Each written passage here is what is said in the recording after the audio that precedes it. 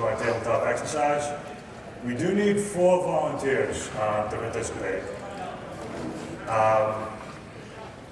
And we'll ask you waiting, and I'm just going to call on a few people if no one volunteers.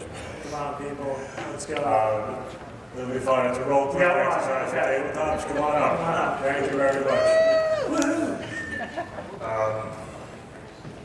You can read this sheet and take a pic of any role you want. So No, don't read out loud. Read it to yourself, and you can decide who you want to be. Like I said, it's a role exercise. All right, we need 3 more. everybody's looking down. All right, I got 3 volunteers right there. Ladies, come on.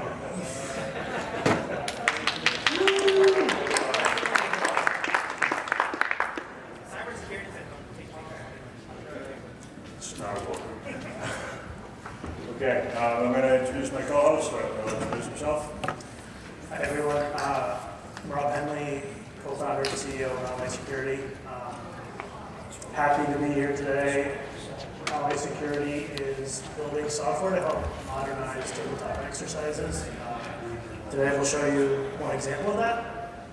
And this is going to be kind of a fun role play exercise. Obviously, we're from a variety of different organizations here, so we're not defending one particular org other than the fictitious org that we have created for this scenario today. There are a bunch of character sheets that I passed around. It also has some background information on there, so if you can't find one of those. Is my mic okay? Yeah. Stay away. If you find one of those, great. If not, just follow along. Catch. All right. Yeah, all right, just a quick overview of the exercise, what we're going to do. So, yeah, we have our team members all here. I'll let them introduce themselves in a moment. The purpose of this is to just test and review the ability to respond, go over what the best approaches might be. It's important, you know, people tend to know what their own role is, but be able to view things from a different perspective and know what could go wrong even if you haven't encountered it yet. So that's part of the simulation we worked in, is to incorporate today's threat landscape. For the participants, I'd urge you not to get hung up on what's possible and what's not. This is a fictitious company, no one actually works here. So you can kind of invent what the processes and procedures are. Any questions, Rob or myself could answer, and we'll give you some direction. And audience, we're going to leave a lot of time at the end. If we have any observations, feedback, but for the exercise, we're going to keep it just the participants. And we will leave time at the end, so we would like to hear from you. And that will be it. The flow of how this is going to go, if no one's ever done a tabletop before, we do injects. So an inject is the first introduction to the scenario. We let it play out a little bit, and then it's followed. The next inject is a new piece of information, an exploration of the scenario. And we follow that pattern as our committee will decide what to do and what direction that we're going to take. All right. Who here has done a tabletop before? Okay, decent amount of people. I know there are some experts in the room too. So I'm going to introduce the scenario. As we mentioned, it's a fictitious company. Commonwealth Labs is the name of that fictitious company. We'll get into the players in a minute. Players are down here. Commonwealth Labs is a holding co of sorts for specialty and bespoke food technologies. I don't know if there's anyone in food and beverage, but that's what it is. Commonwealth has 500 employees globally, $250 million in annual revenue. And last quarter, Commonwealth implemented an AI co-pilot to help administer the endless volume of tickets across its vast product portfolio. They liked that system so much, they decided to deploy it internally as well. And they call it Ops Co-Pilot, which automates internal IT requests. So to start things off, I want to introduce everybody to Marcus, who is Commonwealth CEO. Let's see if this works.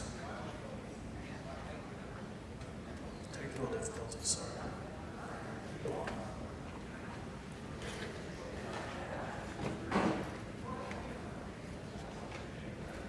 Hi, I'm Marcus, CEO of Commonwealth Labs. Our recent IPO has sparked quite a bit of interest in our company. Some of it good, but sometimes it feels like we're living under the spotlight. I'm taking a much-needed break with the family. We're flying up to Bar Harbor tonight for a long weekend. I'll be reachable once I get there. It's your duty to keep things safe while I'm gone. Right. That's Marcus. Marcus is going on vacation, so it's up to the team to hold down the fort while he's gone. All right, we're going to meet our team in 1 second. Team, one thing I forgot to mention, there's 2 microphones on the table. Think out loud, your questions, concerns, thought processes, so everyone here can go through the exercise with you. Now, if each of you just want to say what your name is and your job title. Let me go with Brenda first.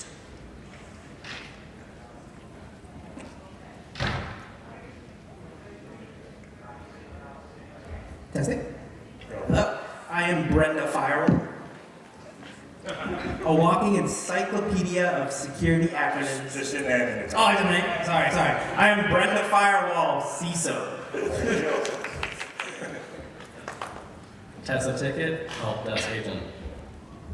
Gary Systems, IT Director. Arjun Passphrase, Head of Identity and Access Management. Atticus Suit, General Counsel. And I'm Brock Banners, Head of Comms and PR. Okay. All right.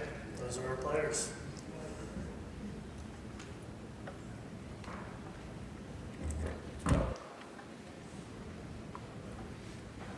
So this starts out with the phone call coming in. You can see the time, it's after hours, 8:47.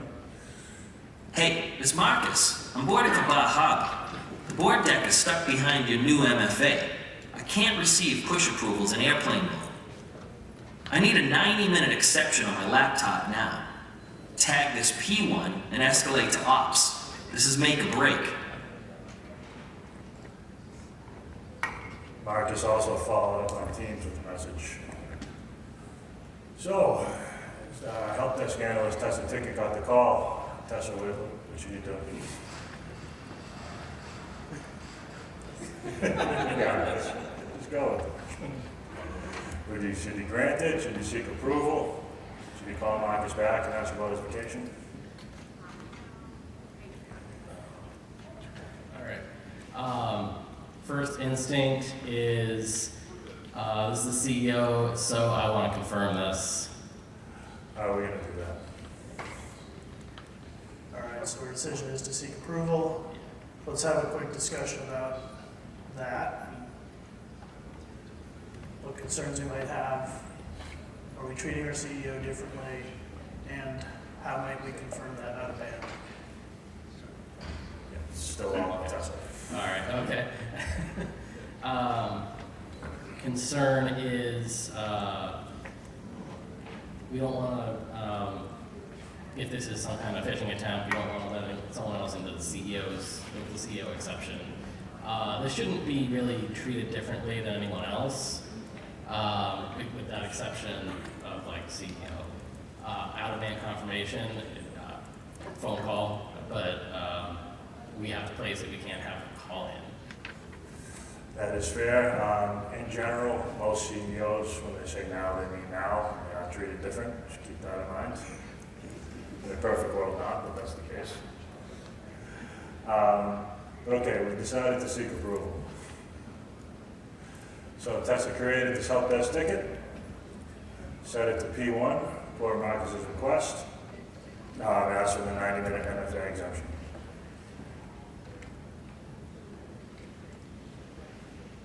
We're on Inject 2. Our helpful ops co-pilot that we created to handle tickets saw this and automatically approved it. So now Marcus has his MFA exemption at his risk. Tessa sees this change in the ticket. Now what would you do? Might be time to call McKinley.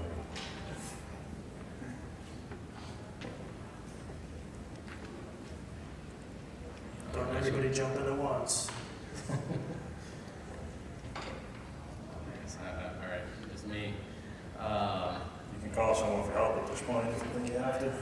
Yeah, I think I would call someone for help here. You're gonna call, you can't call Ghostbusters.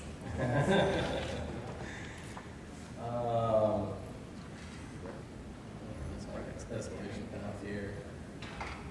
So Gary. Well, let's see. I think we should definitely investigate this further because that should not have been approved immediately. So I think we should definitely be reaching out to the CEO just to confirm because that should not have just had an automatic approval. Marcus is in the air and you can't get a hold of him. So how are we gonna investigate this?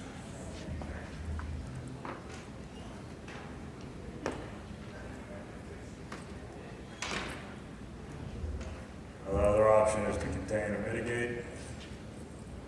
The obstacle pilot's going rogue. I would say we should mitigate it. Do we kill it?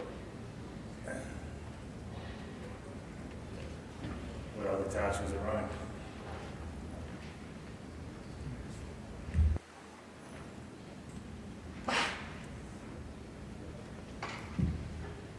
I think temporarily we should revoke the access for that particular request. Okay. Are you calling in anyone else at this point? Paper's just, gives you who. I'm going to call on our CISO. Okay. Brenda, that's you.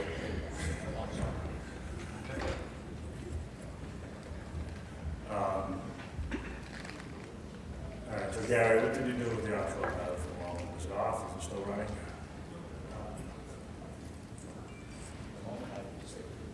Okay. Brenda, do you have any concerns right now?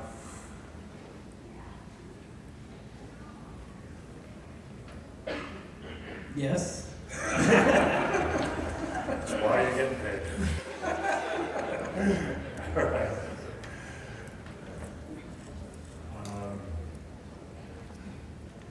All right, so at this point, some escalations have been made. The optional pilot has been turned off. What's next? Question is, did it work? Did turning the optional pilot work? Nice try. So following that, alerts have gone out for a large amount of data exfiltration. You can see the times that this is occurring, minutes after that MFA exemption request was approved.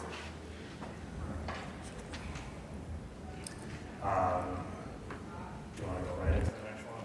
Yeah, we have what appears to be a board briefing PDF. We have a large file that says customer export 2025 with today's date. And then we have a PII sample CSV file as well.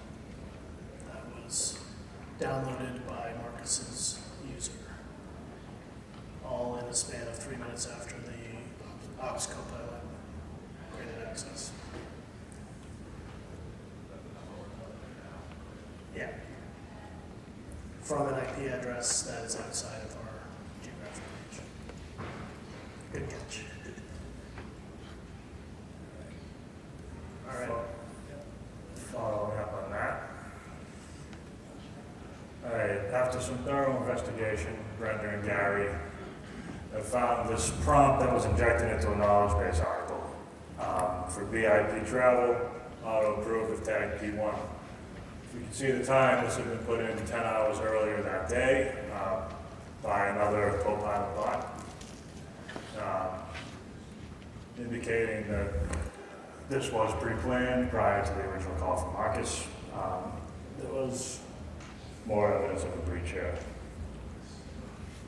So now, we know there's an earlier breach, there's data being exfiltrated. Gary, your IT department's falling apart. What are you doing? We need to lock this down now. So ideally, we would want to quarantine Marcus's device immediately. And his account, I would suggest. And his account. And his account, absolutely restricting access, disabling logins. All right, now data's being exfiltrated, it might be time to call legal.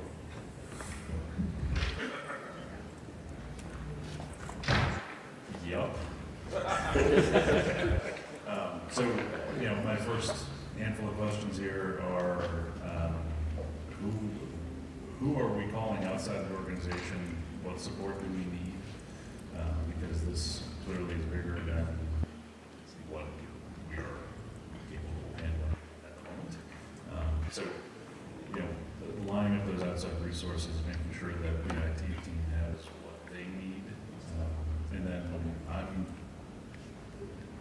I'm thinking about notifications, but I don't really know what the problem is yet. So, you know, I'm thinking about, you know, who are we going to have to tell? What are we going to have to tell them? But this is just a problem of unknown scope at this point for me. So I'm also looping in, you know, our head of communications because she needs to be aware of what's going on, and she's going to be called on very soon. But she's in the same boat that I'm in. We just don't know what the scope is of the problem. That is correct. And the CISO, do you have anything to add about the scope? What have you been doing this whole time?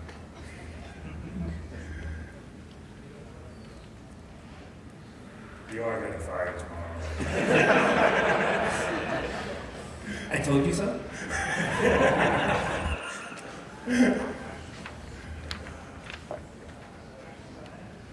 Okay, so to recap at this point, they have locked down Marcus's account. They have not yet identified what's going on with the Ops Copilot that previously with the prompt in the K-Base article. They have shut down the Copilot and found the initial source. They're reviewing the data that is being exfiltrated. At this point, it was safe to assume that all the contents that Marcus had access to was potentially exposed. They are looking at contacting outside help. I would suggest it is the time to do that.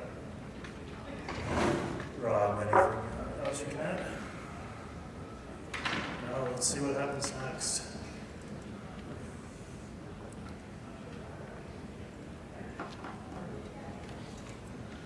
All right, Marcus has another message, and now it's a deep fake. Marcus here, CEO of Commonwealth Labs. Today we're excited to announce the acquisition of Chowder Chain, market leader in soup provenance and bisque intelligence. Together we'll be bringing blockchain plus sensor technologies to certify that this chowder actually saw the Atlantic. The future looks bright. Click the link below for more details. Should we click the link below? Yes. Oops, I already did.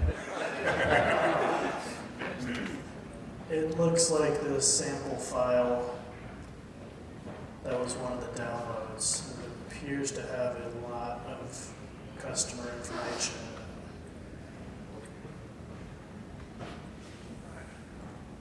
So in addition to the customer information, we have a breach of executive board content. I believe that PR has been brought in at this point, as this deepfake is circulating live. What would your response be? And this is the next day, 7 a.m. the next morning. It's bad enough, it just got worse. So I imagine we would have to begin immediately pulling together some kind of a statement to share that the statement put out there in this deepfake was not true, and that we are looking into some kind of a data breach. When you say we, does Marcus make another video, or is there another channel? I see. Well, it would have to be, well, that's tricky. Probably a written statement from the CEO, but even that could be potentially fraudulent, so that's a really good question. How do we make sure that it's believed? No one's going to believe me. Are we looping in Atticus to maybe review this statement? Yes, I would love to loop in Atticus to review the statement.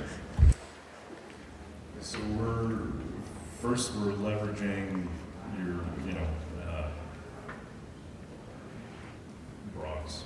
We're leveraging Brock's existing relationships with media partners to ensure that this is an authenticated message that the company's putting out. That you know, the source of truth is Brock, not whatever videos might be generated.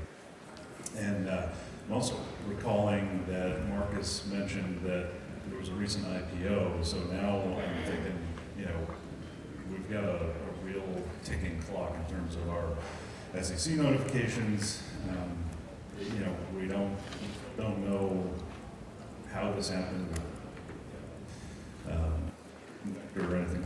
We do know that there's a significant problem that's going on in the company, so we're going to have to start telling them. Not that they are unaware of it already, but we're going to have to tell them officially. Right, on that note, we also haven't heard from our identity team yet, but we know they've been busy. So what have you been up to this time?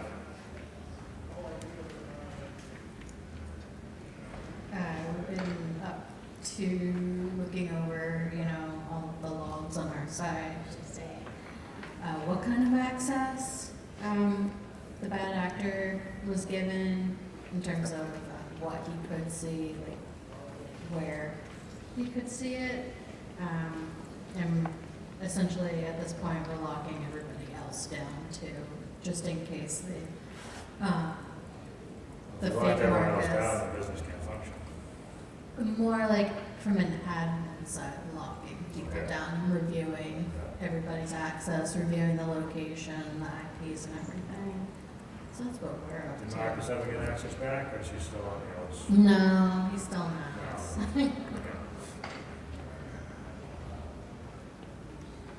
So in addition to the deepfake video, we also simultaneously or shortly thereafter received a demand letter from the bad actors who are demanding we sent 10 Bitcoin to the following Bitcoin address. They also request that we do not contact law enforcement or attempt to trace, and that any interference will delay or escalate the release, or any delay will escalate the release of further information.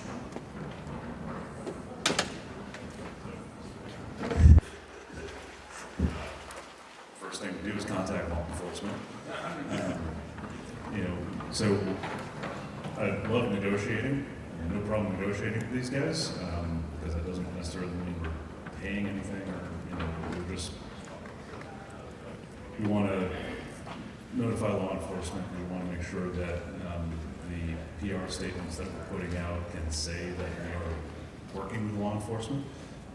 We want to position the company accurately as a victim here and see if we can guide the narrative lines. Okay. Did you have cyber insurance?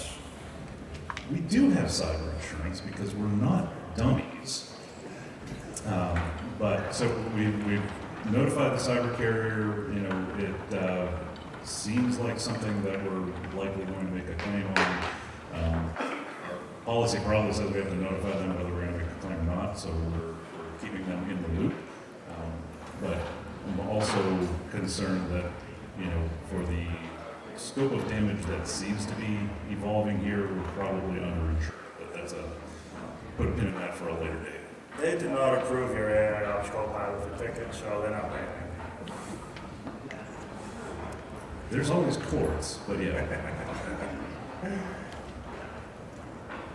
All right. Is there anything else you want to do? Are there any, so we have the data breach, is there anything else we're doing to start recovery, investigate the data that has been leaked? Brenda, probably be looking at you at this point to kind of be leading that side of the investigation. This is our highest priority. Sorry.